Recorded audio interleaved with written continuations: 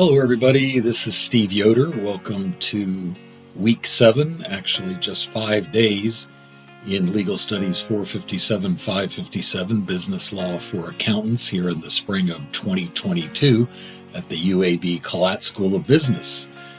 Even though it's just 5 days, we are covering a lot of territory this week. Promoting competition, liability for accountants, and business ethics are our 3 topics. Let's go ahead and get started. Here is last week's extra credit question. What were the 2 universities whose admissions policies were before the Supreme Court last October 31st, 2022, as perhaps violating the Equal Protection Clause because they gave some favorable treatment to minority students? The answer is that the 2 universities were Harvard and the University of North Carolina at Chapel Hill. That decision ought to be announced before the end of June 2023. Remember that on Monday, April 24 at 11:59 p.m., Section 557 students have a reflective memo due. Make sure you understand what a reflective memo is and how it is different from a regular memo. The instructions are in the assignment. Chapter 38 covers the antitrust laws, which is a rather active topic in the laws. We'll see in a second, even though the laws date back well more than 100 years. The Sherman Antitrust Act was enacted in 1890. 133 years ago. It's a model of brevity, but it packs a big punch to make sure that competition is not hurt in our country, because if competition were hurt, think how things might be different. For example, look at these products. If there were just one offering, one brand of each one of those, one company offering each one of those, how might the world be different? I think it's pretty clear that, among other things, prices would probably go up and service quality would go down. The administration of Joe Biden has been very aggressive in the area of protecting competition. Very early in his presidency, he, as you can see here, launched an assault on monopolies. And monopolies can take many different forms, as we will see. Here is your extra credit question for this week, the last extra credit opportunity that is offered. Go do a Google search, and I will attempt to put a hotspot in this video as well for you, and watch the very, I think, moving video in the New York Times about a woman who's illustrated here, and tell me briefly about her and what she has to do with promoting competition. Here's an example of something that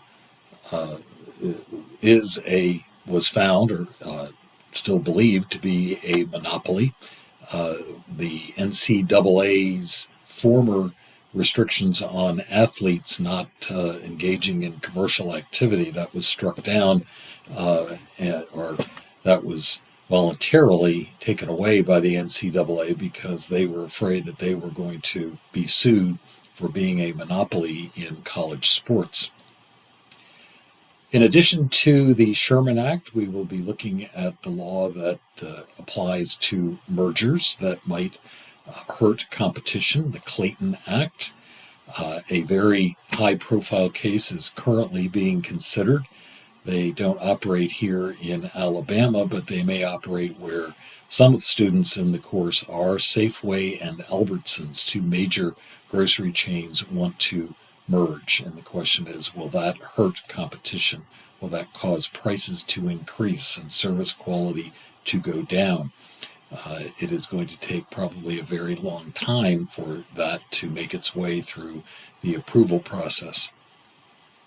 Let's move now to Chapter 40. How can accountants be found liable? There are several ways.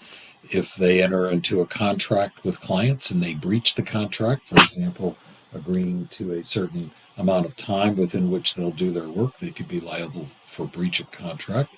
They can be liable for negligence, and the standard of care would either be generally accepted auditing principles, or maybe if it's auditing work years ago. They can, of course, be liable. The accountants can, of course, be liable for fraud as well.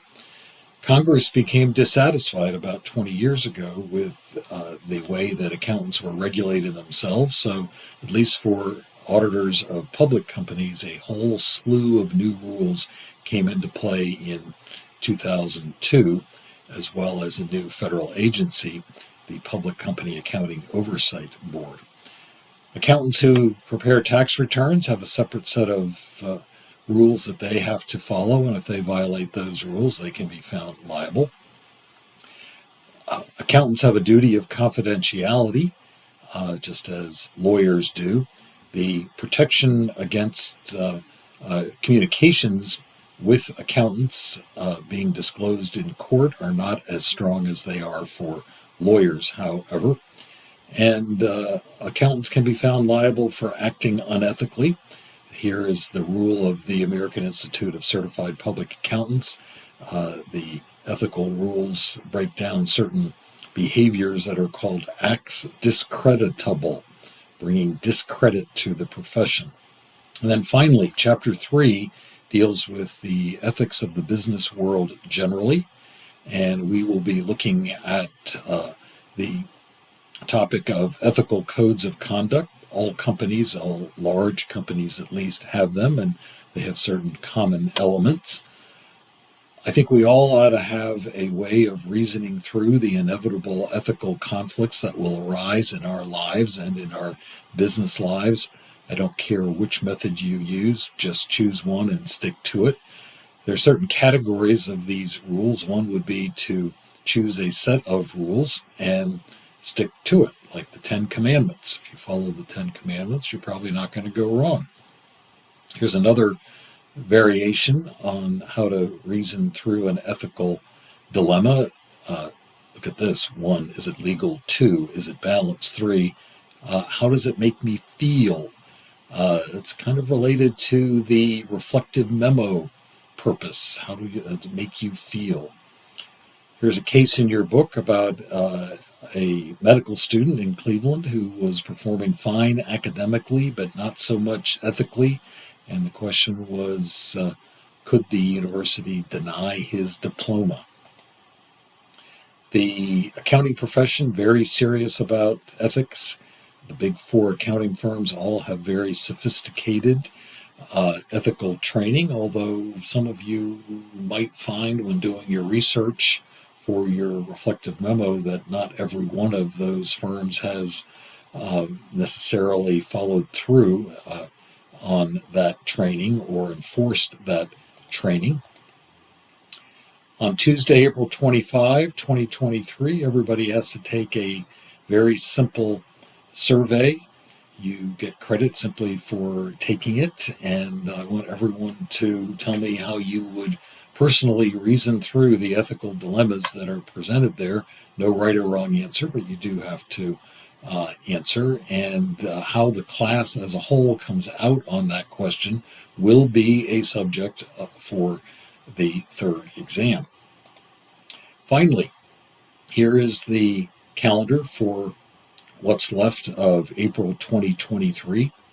Today is Monday, April 24. Again, the reflective memo due at 11:59 p.m.